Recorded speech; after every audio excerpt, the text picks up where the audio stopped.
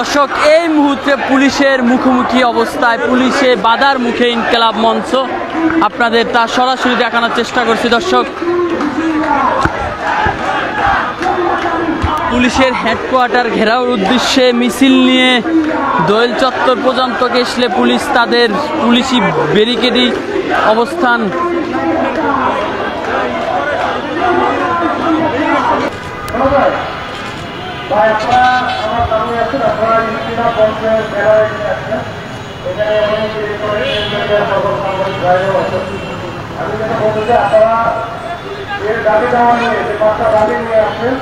এই পাঁচটা দাবি এটা আমরা শুনেছি আপনাদের কাছ থেকে এখন করলাম। অনেক কিছু আছে, অনেক অনেকের মধ্যে থাকতে পারে, আর আপনাদের মধ্যে কিছু বিষয় হয়তো তথ্য পাত্র নিয়ে কিছু ঝামেলা আছে, সেটা পরে বলবো। আমি আজের সাথে কথা বলেছি, তো আপনি যেটা আমি এখানে বেশি লম্বা হিসাবে আপনাদের যে দাবি জানানোর মধ্যে বিষয়গুলো আছে, এই পাঁচটা বিষয় যদি আমি দাবি দেওয়ার আমাদের কাছে কারণ এটা আমাকে দেন।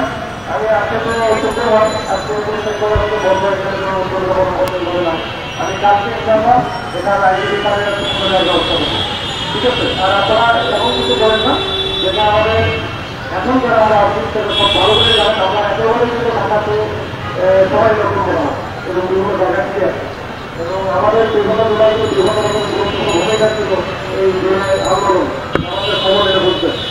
তো সেই জায়গা থেকে বলছি আমি আপনাদের একজন বা আমরা সবাই আপনাদেরই একজন।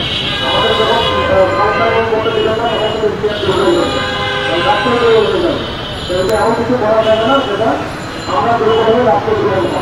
সেই জন্য আপনাদের কাছে বিভিন্নভাবে অনুরোধ করবো যে আপনাদের যে দাবি দেওয়ার সময় যে ভারতীয় ডাক্তার আমাদের দিলেন, আমাদের যে কর্তৃপক্ষ আমাদের মাননীয় আইনজীবী কাছে আমি এটা বুঝবো।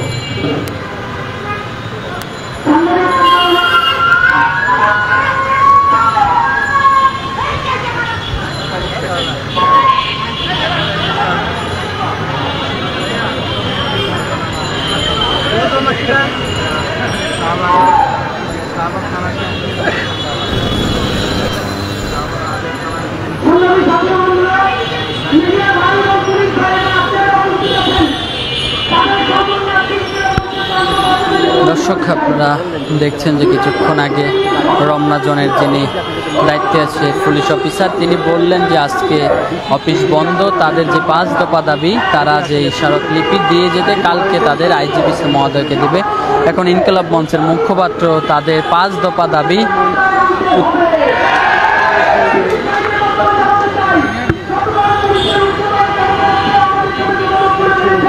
তিনি বলছেন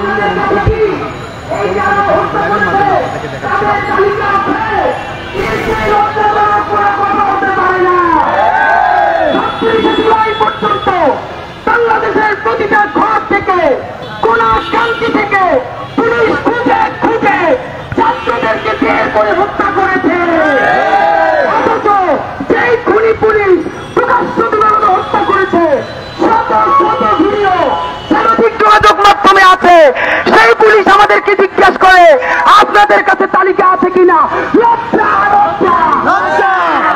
সুতরাং ভিডিও দেখে তাদেরকে শনাক্ত করা যায়, বিলম্বে তাদেরকে গ্রেফতার করতে হবে। পুলিশ থেকে আশ্বস্ত করা হয়েছে, ইতিমধ্যে কাউকে কাউকে সাক করা হয়েছে। দেখুন, তাদেরকে করার কথা ছিল গ্রেফতার, তাদেরকে করেছে স্যাক। বিপরীতে কি হয়েছে? গতকাল এবং পরশু পুলিশ হেডকোয়ার্টারের সামনে সেই সমস্ত পুলিশেরা অবস্থান কর্মসূচি গ্রহণ করেছে। তাদেরকে গ্রেফতার না করার ফলে আজকে তাদের স্পর্ধা হয়েছে ঢাকার রাস্তায় দাঁড়ানোর। আমরা যদি আজকে তারা গতকালকে আসছে, এরা কিন্তু বছর যাবো, এরা কিন্তু জুলাই আগস্টের সময় আচ্ছা ওকে, গতকালকে এর আগেরটা ছিল, ওকে থ্যাংক ইউ।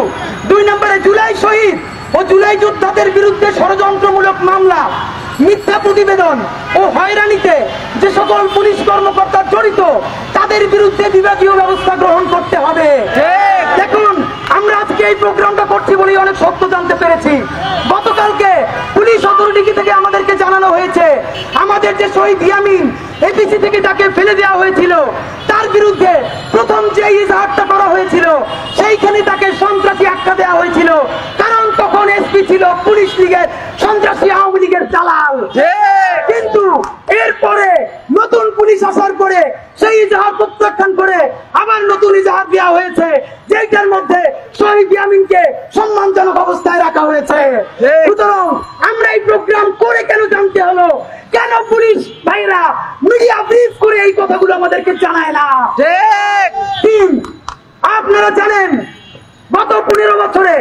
পুলিশের কনস্টেবল থেকে শুরু করে বিসিএস পর্যন্ত পুলিশে যাদের নিয়োগ দেওয়া হয়েছে, তাদের 80% ছাত্রলীগের সব ক্যাডার। সুতরাং বাংলাদেশ পুলিশের মধ্যে ছাত্রলীগের যে সমস্ত ক্যাডার বিশ্ববিদ্যালয়ে, কলেজে, হলে, কমিটিতে যাদের নাম ছিল, সেই নাম দেখে দেখে অনতিবিলম্বে তাদেরকে বরখাস্ত করতে হবে। 4 জুলাই গণহত্যার দায়ে তিরস্কৃত ও বদলিকৃত পুলিশদের তালিকা জনসম্মুখে প্রকাশ করতে হবে। আপনারা জানেন, আমরা আমাদেরকে বলা হয়েছে ইতিমধ্যে অনেককে বদলি দেওয়া হয়েছে, অনেককে তিরস্কার করা হয়েছে। আমরা পুলিশের ওয়েবসাইটে দেখি নাই, আমরা মিডিয়ায় নিউজ খুঁজি নাই। আমরা জানাতে চাই কাদের বিরুদ্ধে পুলিশ প্রশাসন অভিযোগ আমলে নিয়ে তাদেরকে চেক করেছে, অথবা বদলি দিয়েছে, অথবা তিরস্কার করেছে, জনসম্মুখে সেটা প্রকাশ করতে হবে। বিভাগীয় তদন্ত বলে লাভ নাই, কারণ এই পুলিশেরা গুলিও করেছে জনসম্মুখে। সুতরাং তাদের বিচারিক প্রক্রিয়া জনসম্মুখে আনতে হবে। এবং সর্বশেষ আমাদের তরফে সব থেকে গুরুত্বপূর্ণ কথা, যেটা এখন পর্যন্ত কেউ বলছে না, আপনারা জানেন আজকে শুধু পুলিশের হেডকোয়ার্টারের সামনে এসেছি, আমলারা বসে বসে আনন্দ পায় যে সব পল কাঠিনারি আমরা, আর রাস্তায় গাইল খায় পুলিশেরা। আমরা হাই সোনা চান্দুরা, তোমাদেরকেও ছাড়া হবে না। প্রত্যেকটা গুলি ছোড়ার আগে বিসিএস প্রশাসনের গুন্ডা ম্যাজিস্ট্রেট গুলো ছিল। প্রত্যেকটা জেলা প্রশাসনের প্রধান কিন্তু জেলা প্রশাসক, তারাই কিন্তু এই গুলির অনুমতি দিয়েছে। সুতরাং আমরা যদি মনে পাও যে ভাই খাবে পুলিশ, আমরা খাবো ইলিশ, পিঠের চামড়া রাখা হবে না। আপনারা জানেন বাংলাদেশে একটা কালচার তৈরি করা হয়েছে, কারো বিরুদ্ধে প্রতিবাদ করলেই ট্রান্সফার বান্দরবান, খাগড়াছড়ি, রাঙ্গামাটি। ছাত্রলীগের সন্ত্রাসী সাধারণ সম্পাদক গোলাম রব্বানীর ভাই পুলিশ কর্মকর্তা গোলাম রুহানি কত বড় গুন্ডা ছিল, সন্ত্রাস ছিল, যে পল্টন এলাকায় নিয়োজিত ছিল। বিএনপির মহাসচিবের সাথে যেই ভাষায় কথা বলেছে, ওকে দরকার কাকরাইল মোড়ে এনে যতক্ষণ নয় অতক্ষণ জুতা পেটা করা। সেইটা না করে সেই ফেসবুক দিয়ে সবগুলোকে বান্দরবান পাঠানো হলো। আপনাদেরকে একটা গুরুত্বপূর্ণ তথ্য জানাই, আমাদের ইনকিলাব মঞ্চের যেসব ভাই বোনেরা পার্বত্য অঞ্চলে কাজ করেন, অত্যন্ত অথেন্টিক সোর্স থেকে আমাকে বলেছে, পুলিশের সব থেকে যেগুলো বদমাইশ তাদেরকে তিরস্কারমূলক বদলি পার্বত্য চট্টগ্রামে দেওয়ার কারণে আমাদের একটা বড় ক্ষতি হয়ে গেছে। আপনারা জানেন বাংলাদেশের সব থেকে গুরুত্বপূর্ণ এবং ঝুঁকিপূর্ণ অঞ্চল হলো পার্বত্য চট্টগ্রাম।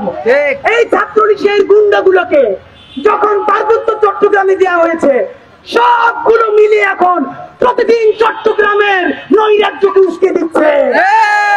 সুতরাং পার্বত্য চট্টগ্রামে পাঠালে হবে না, ওদেরকে অতি দ্রুত জেলে পাঠাতে হবে। সুতরাং আমরা এই 5 দফা পুলিশ প্রশাসনের সম্মানে তিনি কথা দিয়েছেন শনিবার আইজিপি মহোদয়ের কাছে পৌঁছে দিবেন। আমরা নিশ্চিত হতে চাই আমাদের এই 5 দফা আইজিপি মহোদয়ের কাছে গেছে এবং এটা নিয়ে তারা কত দ্রুত কাজ করবেন এটাও আমরা জানতে চাই। যদি আমাদেরকে আগামীকাল সন্ধ্যা 7টার মধ্যে পুলিশ প্রশাসন থেকে জানানো না হয়, তাহলে আমরা কোন অনুষ্ঠান কর্মসূচি ঘোষণা না দিয়ে পুলিশ হেডকোয়ার্টারের বারান্দায় গিয়ে অবস্থান নেব। সুতরাং অফিসিয়ালি আমরা আজকের দিনে ঊর্ধ্বতন কর্মকর্তা আছেন, তার কাছে আমাদের 5 দফা দাবি তুলে দিতে চাই। আপনি কথা দিচ্ছেন আগামীকাল সন্ধ্যা 7টার মধ্যে আমাদেরকে আপনি ব্রিফ করবেন এবং আপডেট জানাবেন। আমাদের ঢাকা বিশ্ববিদ্যালয়ের সদস্য সচিব জুমা পুলিশ প্রশাসনের কাছে আমাদের 5 দফা দাবি তুলে দিবে। এখান থেকে যাও,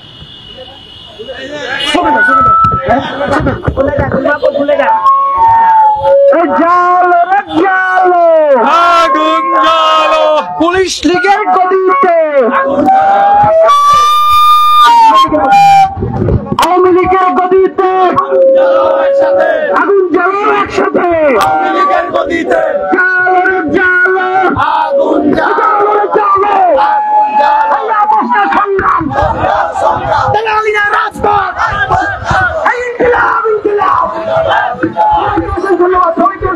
দর্শক আপনারা দেখলেন যে তাদের যে 5 দফা দাবি রয়েছে, পুলিশ রমনা জোনের যিনি প্রধান তার কাছে 5 দফা দাবি দিয়েছেন। আগামীকালকে তার এই 5 দফা দাবি আইজিপির কাছে দিবে, এরকমই